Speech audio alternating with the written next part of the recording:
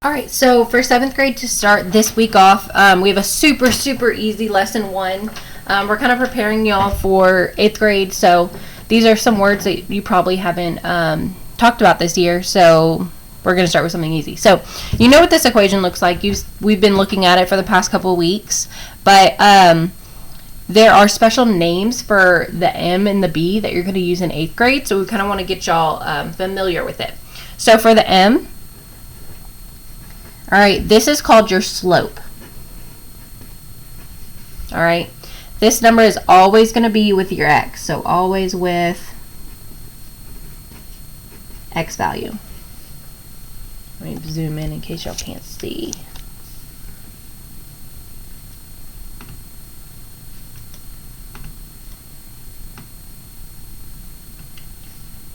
Probably shouldn't write in pencil, but that's okay. All right, and then the b value, this is called your Y-Intercept. And don't ask me why. It's called the Y-Intercept, but it has a B.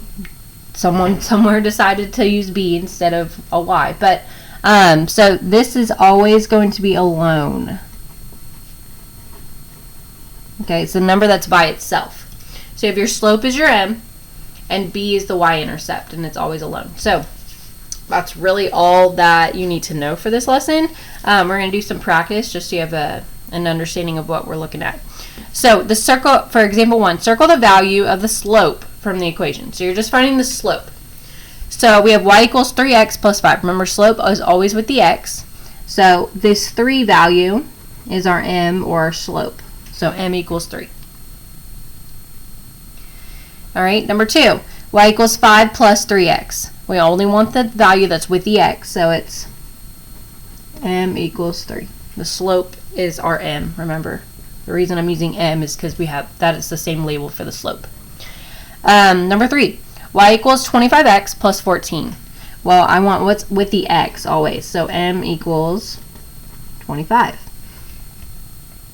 Y equals 16 minus 3x. So because there's a minus or subtraction sign in front of that 3, that goes with it. You take the value of whatever in front of the number.